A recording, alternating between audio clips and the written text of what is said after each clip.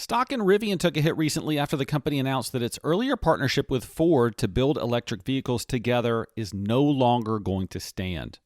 Before we go deeper, we'd love it if you would join our community, so smash that subscribe button while you're here. And hey, likes are free too, so do that too. There had already been signals from both companies that their plan to help each other make electric vehicles might not stick. The first reports of this failed partnership knocked about 3% off of Rivian shares, and by the end of trading that day, the company's value was down about 8%. But people close to the situation say not to read too much into the end of the partnership. Apparently, there's no bad blood between the two companies. In fact, Ford still maintains its position as a major investor in Rivian with a 12% stake in the company.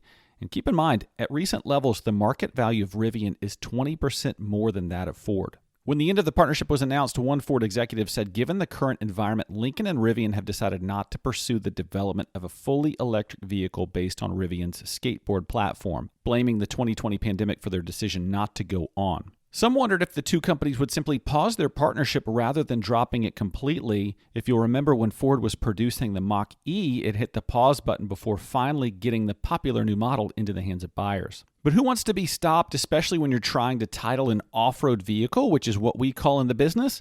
A segue to the sponsor of this video, which is DirtLegal.com. Dirt Legal specializes in turning your off-road vehicles into fully street-legal vehicles, which is usually a huge pain in the butt. To give Dirt Legal a try for this and many other services, head on over to the link in the description right now. All right, let's get back to the Rivian story. It's clear that Ford is charting its own course in the race of EV dominance, which is indicated by the recently announced $7 billion investment. That's the single largest investment in Ford Motor Company history in a new assembly factory and 3 new battery plants it will jointly own with Korean supplier SK Innovations. This new factory, which is going to build electric pickups, will be in Tennessee, and the battery plants will be in Tennessee and Kentucky. All of this is part of Ford's plan to invest $30 billion in electric vehicles in the next 5 years. Their goal is that 40% of its total sales will be from electric vehicles by the year 2030.